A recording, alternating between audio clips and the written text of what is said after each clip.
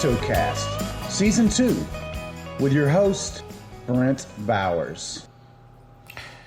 And we're back with episode 54, February 19th, and it's 5:28 a.m. on the only day of the week that I don't have to take Delilah to school because she stays with her mom's on Sunday nights. And had a really busy weekend, lots of happenings in the past week, which I'm going to run down for you super quick. The week started out last Sunday with Nancy and I staying overnight at the fabulous Ballantine Hotel. The older we get, going to fancy hotels and staying overnight at least, or sometimes multiple nights, is getting to be a bit of a hobby of ours. The Ballantine Hotel is probably the fanciest hotel that I've stayed in, superseding the Washington Duke Inn, which we've stayed in quite a bit more, but and we've done extended stays there too. But Ballantine edges it out just a little bit. It's about the same price, though maybe even a little cheaper, but nicer on the whole, bigger on the whole for sure, better, more reasonable restaurant on the whole. And of course, it's connected to a spa, which Washington Duke does not have. So Washington Duke Inn is connected to a golf course, not being a golfer. Although I guess there's going to be a small golf course, and there's already one right beside of the Ballantine Hotel. But anyway, that was our Valentine's. Of course, that was also the same night as the Super Bowl 58, maybe, I guess, which I was able to catch just a few moments of, including the overtime and the finale. So that's pretty cool, and I caught the halftime show as well. But apart from that, Nancy had me scheduled the whole day. We got there at 12. We had our brunch. Then we had afternoon tea, which was Valentine themed, at 3. And then I guess I had a massage at 6. And then we hit the pool after that and the jacuzzi. And then back to the room, and ultimately got up in the morning and had a real quick breakfast there before we headed back to work Monday morning. So that was our last Monday morning. This Monday morning is different because so let me not jump ahead though, actually. So that Wednesday, the reason we had done our little, husband-wife Valentine on Sunday was because on Wednesday we had planned to go to Loafers and Legends for a special Valentine's Day meal. They're not usually open on Wednesday, so that was kind of a special deal. And my friend and now bandmate, the amazing Mark Woodward, you'll hear me talk about him a lot. I'm really up on just his whole talent right now, but I've been trying to get him to play at Loafers, and as it turned out, he played last Friday night, and also he provided the music for the Valentine's thing, and it just really killed it. It was really good. But anyway, that was kind of about our family, so we took one of our people at the store that's done really good on one of our detoxes, my mother, and also my granddaughter, and they had a great time too. So the whole thing was just great, and that was set up for 2 settings, so we did the early setting, and then we left around probably 7:15 or so, and rode around Baden.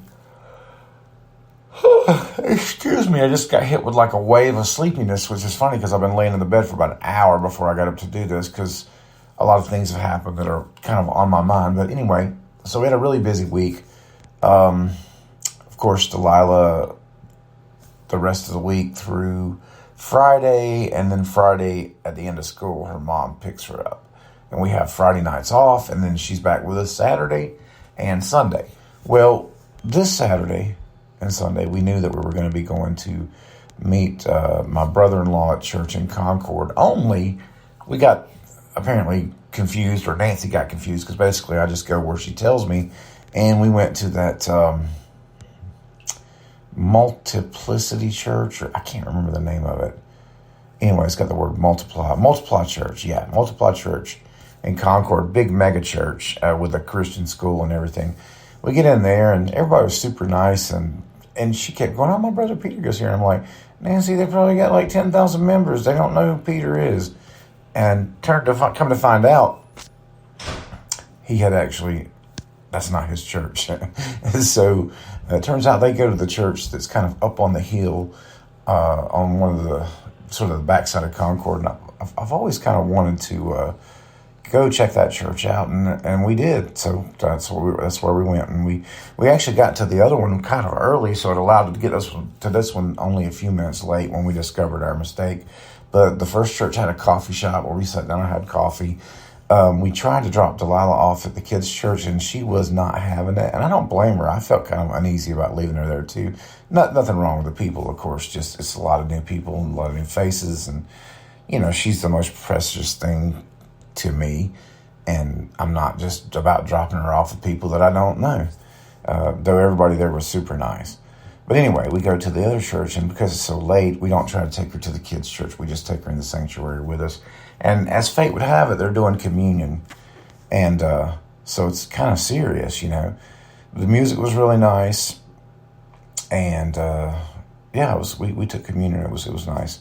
And I met the pastor, and he introduced himself as the senior pastor. And in my mind, there's a guy that I follow on Facebook for Daddy's House Church, comedian. And he always refers to it as senior global pastor. And he's highlighting some of the idiosyncrasies, let's say, of megachurches. I wouldn't call First Baptist a megachurch. Now, the Multiply Church, I would call a megachurch. But, it's a fine line that, there's big and then there's mega, right? But anyway, I digress. I just, when he said senior pastor, I wanted to say senior global pastor, but I didn't. But anyway, they were really nice to us, so it was cool. And I ran into Jeff Bowers from high school. He came up to me after the thing, and I confessed at first when I looked him in the face, he seemed familiar, but I didn't really recognize him. He used to be the skinniest guy, and now he's not skinny, but he's not skinny, and I don't know, so I chatted with him for a minute, and everyone was really friendly to us. We'll probably try to go back there sometime. But it was wild that Nancy actually was up for, we got churches all around in Albemarle that I promised to visit, the closest of which is less than a mile away. And, it's just, I guess she likes to get out of the fish pond, she says, of Albemarle. But anyway, so that was our Sunday. And then had to get back, dropped Delilah off, went and got her like Taco Bell, because by this time it's getting to be like 12:30 or 1 or so, and she hasn't had lunch yet. And she did great at church, by the way. Was quiet, sat in the big church with us, and didn't make a fuss. But when she starts getting hungry and tired, that's the time the bad behavior can come in, if you don't kind of capitalize on keeping her fed and happy. But anyway, we go to buy the Taco Bell there in Stanfield, Locust, and taking her to Stanfield. And I probably spent just under $20 on food. And I realized there was a cheese roll up that I think Nancy had. And I got 3 Doritos Locos tacos, which I was planning on eating. But as it turned out, Delilah was really hungry. So, and then we also got her cheese roll up. So she was like, I'm still hungry. And I was like, don't worry, I got a bag full of tacos.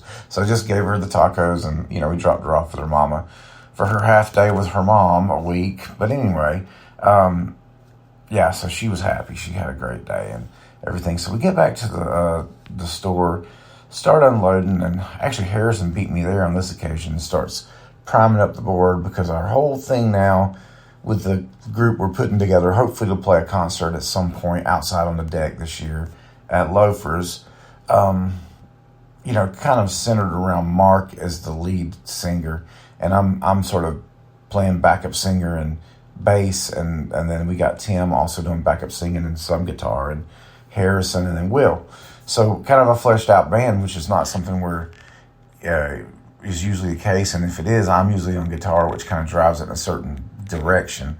But we just start, as we're setting things up, we just start jamming on some chords, just a typical blues progression in E, I guess. And Mark just starts singing this little line, well, I'm sitting in my driveway, won't be waiting long. And that turns into this whole blues song that we do called Until You Change Your Mind. And we just all kind of spitballed lyrics and stuff and got it together. Will was right there with the beat, and I had this little bass kind of hooky little bass line going, and we recorded 2 or 3 versions of it, like live into the, through the board into the main machine there. And I think that's going to work. It was amazing that we could all do it with headphones on, not having to play or sing particularly loud. Everybody could hear everybody, and like that was a pleasure. Recording that way is awesome, and I hope that we continue that. But I was thinking, we typically we try to get together every 2 weeks on a Sunday and spend 2 to 3 hours. And in that time, we can make up a song, rehearse the other songs, and potentially live record something. Now, on those live recordings, later, if we wanted to come back and perfect the backing vocal or redo the vocal, by virtue of the way that we've recorded it, that would be possible because we're playing line in mostly. And we've got a little bit of sound coming out of the speakers, but not enough really to bleed over the mics. So I think it would be totally doable to just turn that into like a serious recording. And then if we're doing that once every 3 weeks, let's just say that we average one song, that would give us, most of the time, so 12 months, and, years time, we'd have 24 songs, which is like totally a double album. And then let's say a couple of those times we don't write new songs. If we had like 22 songs, is certainly 11 songs to me is a complete album. Like 10 is a slightly small album. But really you're looking at like 35 minutes of music, and I try to meet that 3 minute and 20 second time goal for each song. And in the case of a band like this, which, it just so happened that Tim brought his 12-string acoustic, Harrison was playing the Telecaster or the Gretsch, and, I'm playing the bass, and then Will's drums, and Mark is playing the Kurzfeld, which is piano, and he's able to switch it and play an organ solo on it and all this. That general sound, it came off very Grateful Dead, but a little more blues-driven. And that's not a bad place to be. I think a lot of people would enjoy that. It went really, really good. And by the end of the night, we're all listening back and thinking, wow, this isn't bad. Just to have. And I think Mark he seemed a little surprised how easy that song came out. And I wasn't, because I've been working with Harrison all this time, and that's exactly the way it always is. We're never stuck for more than a second on anything. It's just boom. So many options, musically speaking, and it was just a pleasure, and it worked out just the way I had planned it. Not for nothing, but that's exactly how I planned that. I thought, man, this is going to work, and we just keep everybody in there for a year. We'll have a really cool big album, and potentially get to play that outdoor show down at Loafers, and then maybe even I can develop one more show for us this year. I don't know. We're really more about quality now than quantity. And I think, at least with these guys, at the moment, everybody seems to be cool with it not being for money, just for the experience. And lots of times that will eliminate you from a lot of the bigger players, that are more, career-driven. That's not us. This is something to do for joy. And, I don't know. We'll see. And the only downside is that because there's so many guys, we can't go Bowers, Foreman, Irvin, Woodward, Sutton. It's too many names to do it like that. So we have to come up with a name. And that's something that I sort of stopped doing a long time ago. But I don't know. We'll have to figure something out. But I could see us having a certain sound now. It's kind of groovy. So technically, if things keep working like that, we should be able to live record at least get a live album out of it, which will be released sometime this year, hopefully. But if everybody keeps coming, that'll be awesome. So in addition to that, Will had to leave a little bit earlier, so when he left, we went back upstairs and got into this song by the late Emily Soward called Mercy. And I had recorded Emily before her passing, and I haven't talked about this too much on the podcast because, I don't know, frankly, I've struggled with what I should do with the recording. I certainly tried to give it to her bandmates and her friend that was also involved in the recording, and they barely, in one case, one bandmate never even acknowledged it. I sent him Dropbox links to all the files to take that and do something with it if he so desired, but they did have an album released posthumously that they had already worked on. So I don't know if that's maybe why they weren't so excited about that or whatever. But anyway, I just thought, wow, this is like, it's a pretty song. And ironically, the lyrics of the song are, Lord, Lord, have mercy on me. And of course, her passing away the way she did in a single car accident. It just seemed too poetic not to do something with. And in the time since I recorded them on my 4-track recorder in the original location of Albemarle Nutrition, and I'm just guessing this would have been 8 or 9 years ago. Since that time, I have started partnering up, of course, with Harrison. Bowers Foreman has recorded no less than 50 songs complete in a much bigger studio.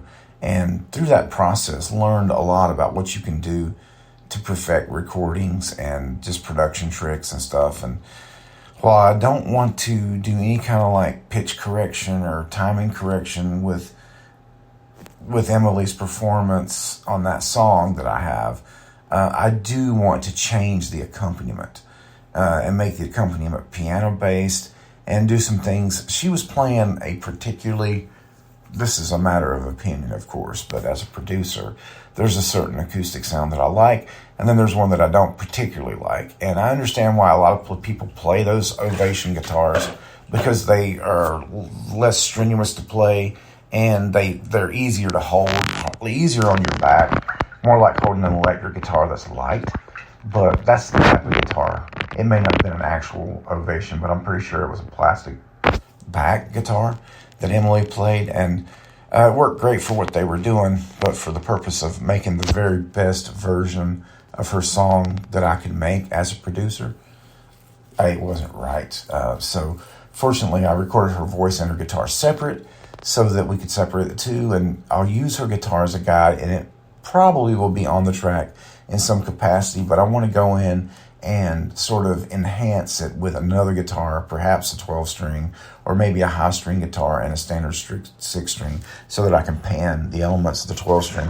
But I want to go, right off the bat, the song already sounds like Mazzy Star to me a little bit, and I want to produce it a little bit more like that with some keys and keyboard and such, and an actual drum beat instead of just the cajon, which, what Kent did totally worked for their live performance, and I understand all that completely, which is, how I ended up recording them. I thought, wow, they sound cool. Let me offer to do this little demo. And actually the plan was to do the little demo for them and then make a music video for it, which I was super into making music videos at the time.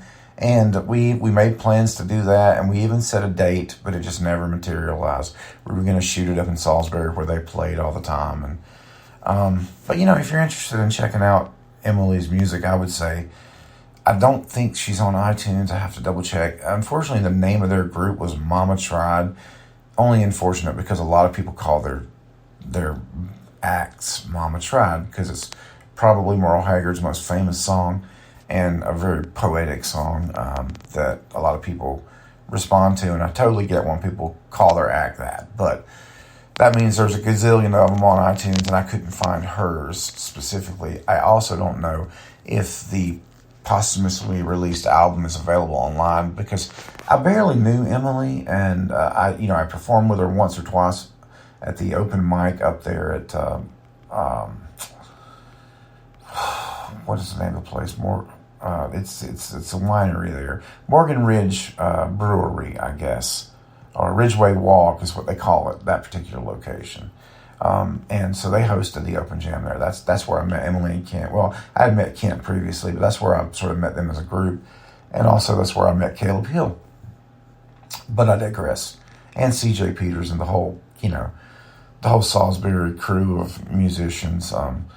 I as a musician don't particularly fit in, but they were super nice to me, even though I was kind of an outsider. And that's not always the case with folks in Salisbury. I'll just be honest. It's a very cliquish environment in my experience, but they were all nice to me. So I appreciated that, and I appreciated them, and I appreciated seeing like a girl-driven outfit like that, and her being the primary writer. I just dug what their sound was, and that's why I offered to record them, and that's how I ended up with these recordings. So, I've been sitting on these recordings for years now, and after I just kind of buttoned up the latest round of edits and stuff with the bigger studio, I just thought, you know what, I can't get anybody else to respond to, hey, take these tracks and do something with them. Emily doesn't have a song on iTunes, and I think that's wrong. So I'm going to find a way to finish this song with my group of players, and I'm just going to release it as Mercy by Emily Saward, and I'll reach out to her family and find a way to direct any sales funds to them, and that's how we'll do it. That's my plan for right now, and I hope to be able to get a response from. I'll reach out again to everybody who I've reached out to before, and maybe a few other people that I know knew her, and maybe they can put me in touch with family or whatever. But I thought she was a kind of a bright spot as far as artists in that area that I had seen, and I know she was an artist, not just a musician, but like a general artsy person. And I don't know. I tend to think that if she could see that this was getting released, I think she'd appreciate it, and I think I can do it justice as a production, frankly. So that's why I'm doing it. And that's really all I have to say about that for now. Hopefully, I'll be able to share that on the podcast at some point in the future, or information about where you can go and catch it. But the band started working on that. And in the context of just the probably 15 minutes we spent on it, we got the project set up, we got her voice isolated, everything sort of stripped away, and figured out exactly, it's a little bit of an odd timing kind of song where the first chord in the progression is kind of used like an add note chord. I don't know if I'm saying that in a way that makes sense, but it's just a quirky little approach to the rhythm. And Harrison and I had a Southern rock song that we did for someone where it was a similar kind of thing. We really had to go into like being very meticulous about how the rhythm was played to match, or in this case, play the actual rhythm the way the guy originally demoed it. So we had that experience, and it just I just felt that just kind of pouring into this, and just, of course, Harrison's great ear anyway. She, of course, played this with a capo, so then we had to determine the chords for the piano and stuff, which were flat chords, but it's all good. We figured it out, and so we're at a point now where I think the next time we get the super group together, so to speak, we can probably just knock out those parts, and I'll be able to kind of finish that production up. And yeah, it's been on my mind for a while to do it, so I'm happy to get that knocked out. Well, in addition to that, I guess we just, had a great time hanging out and sort of socializing a little bit. And just really high on the idea of not having to be the lead singer in a new group, playing bass, which is way different, and being a dedicated backup singer. It's something I've always wanted to do, and I finally got the front man to do that, so hopefully we just keep going forward and writing these cool songs and just having a good time with it, and that is certainly the plan. But this week is going to be a big one because we have something else at Loafers, a special spaghetti dinner like Wednesday night. Then I know Thursday. No, wait. It just occurs to me that because of that Loafers thing, Delilah is going to have to miss 2 weeks of gymnastics. That's a bummer. But anyway, Saturday night, taking Tony to Wieners and Losers, the largest private collection of video games on the East Coast in Winston-Salem, hanging out there, and I guess getting to meet the proprietor, Scott Leftwich, which, as it turns out, is an awesome musician, prolific on iTunes, who records his own music in his house as well. So I'm pretty chuffed about that. Then Sunday and Monday, I guess Nancy and Summer will be gone for some CE training, and I will be with Delilah. I don't know exactly what we're going to do, but we're going to find something fun to do. You can believe that. But anyway, that's kind of what's going on. It's getting on to a long episode, so we will we'll put a pin in it and just say thanks for listening. I do want to mention, I'm going to make another episode dedicated to the late, great Gene Starnes, our amazing friend that passed away, I guess like 3 weeks ago now. I didn't mention it earlier because, frankly, it was just too fresh and just didn't feel like I could talk about it without getting a little choked up. But, Gene Starnes, what a guy. And, he deserves his own episode. And I'm going to talk about our friendship with him and the way he supported our business And that deserves kind of its own episode. And I definitely don't want to do that one from the bathtub. When I do these in the morning, my voice sounds super low. Yeah. And a little gravelly, and definitely not appropriate for memorializing our great friend Gene. But anyway, I'll say thanks for listening, and God bless. Hope you guys have a great week.